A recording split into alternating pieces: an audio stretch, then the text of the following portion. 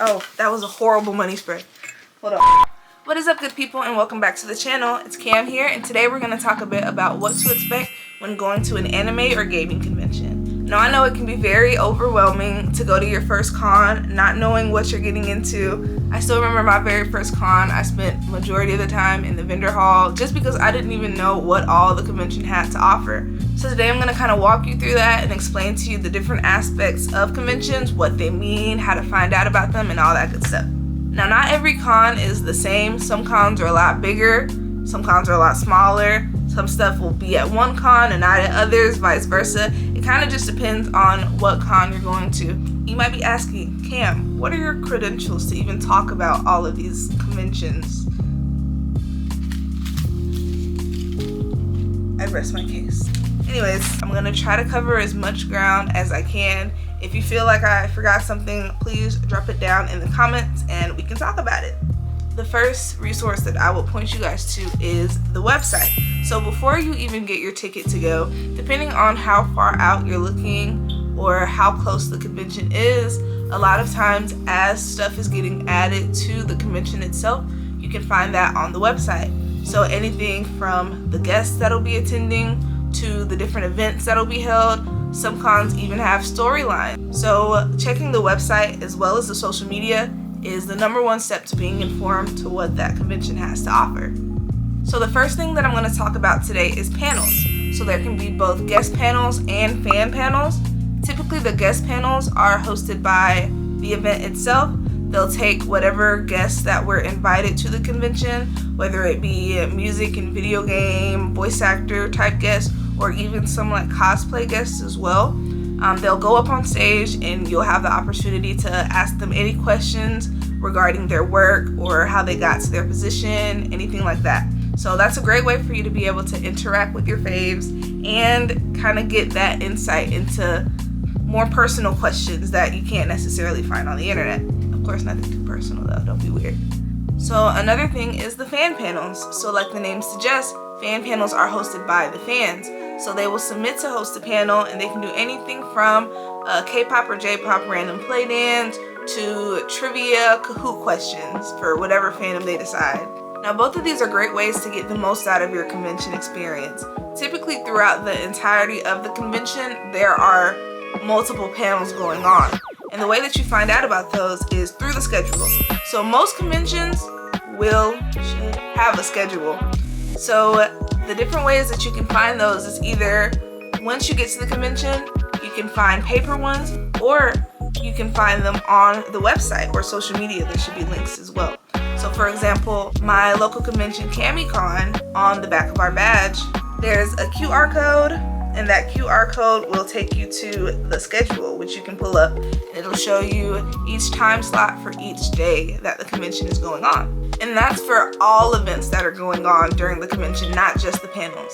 So being able to access that schedule is probably your #1 priority. Make sure that you're checking the schedule to figure out what you can do and what all you want to go to. Another big part of these kind of conventions is cosplay. Now, cosplaying is not necessary to attend the convention, but of course, if you want to, you are so very free and encouraged to come and cosplay. So even if you don't want to dress up in cosplay though, you can still appreciate all the other ones by attending stuff like the cosplay contests.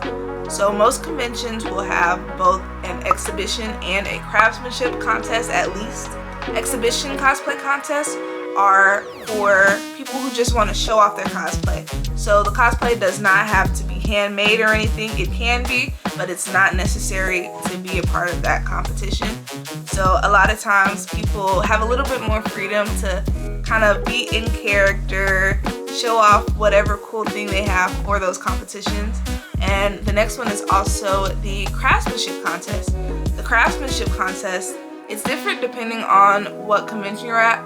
For most conventions that I know of, you have to make at least 60% of your costume in order to be eligible to participate in that costume contest. So that's always a fun watch, especially to be able to look at other super well-made, super awesome, super cool cosplays. So that's a really, really big part of a lot of conventions, and it's definitely worth checking out. Next up is workshops. So not every con offers workshops, but workshops are opportunities for patrons of the convention to kind of work on different crafts and DIYs. For example, at CamiCon, there was a workshop to be able to make a leather D20 dice bag. Another example is paint intakes, where they give you small minifigures that you're able to paint and take with you. Now, workshops are not always free. It depends on the convention, and typically you can also find that information online. For example, for the dice bag, you do have to pay for that before you attend. I believe it was around the $35 mark. And then for the minifigure paint intakes, it depends on the convention. I've seen some that are like $5, but I've also seen some that are free. So if that's something that you're interested in, just remember they're not always free, but you can also find that information, like I mentioned before, on their website likely. They're a good opportunity to learn some skills that you might not have ever considered trying before, such as leatherworking, and they let you come home with something cool after. Now, when you go to a convention, depending on the convention and the convention center, there should be a bunch of different rooms that you can go to.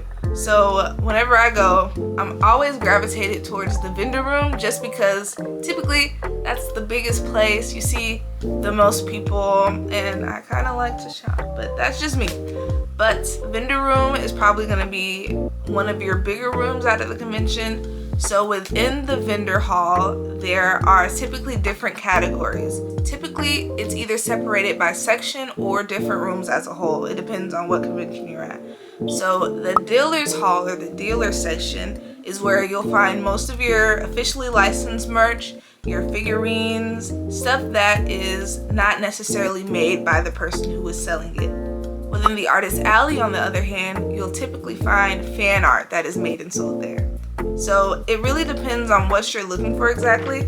I love the fan art because I love being able to support smaller creators.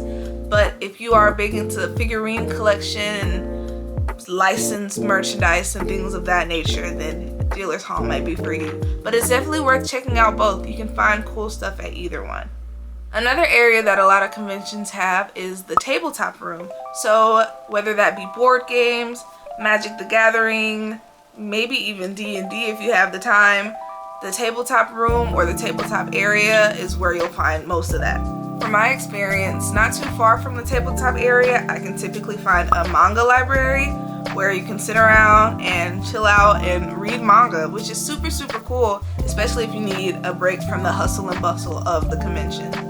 Another area that you can expect to find is some kind of gaming area. So cons that I've been to, they've had not only computer games, PS5, Xbox, Switch games, but also a bunch of arcade games.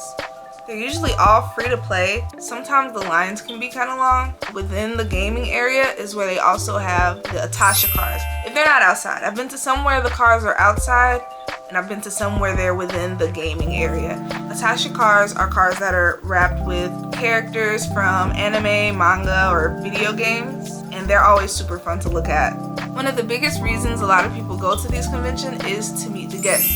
So many times, depending on the convention, there's a lot of voice actors, developers, stuff of that sort. So that's a great way to be able to meet them, ask them any questions that you've always been wondering. Sometimes there's fan orchestrated events, such as group photo shoots. For example, if you look at my last vlog, which was the CamiCon 2025 vlog, Blurred Over, which is a collective that celebrates and highlights Black nerds. They hosted a photo shoot at CamiCon on the stair steps. Typically, they will put out on their social media what time they're doing it, the location that they're doing it at, and it's just up to you to show up. And free photos. Who doesn't love free photos? But I hope you guys enjoyed the video. I hope you guys realized just how much there was to do at these conventions, and I hope that you can go into your next convention with a little bit more insight. Please let me know if you guys liked the video. If you think there's anything that I didn't mention, please put it in the comments below, and maybe I can talk about it in another video. Thank you guys for watching, and I'll see y'all later. Bye!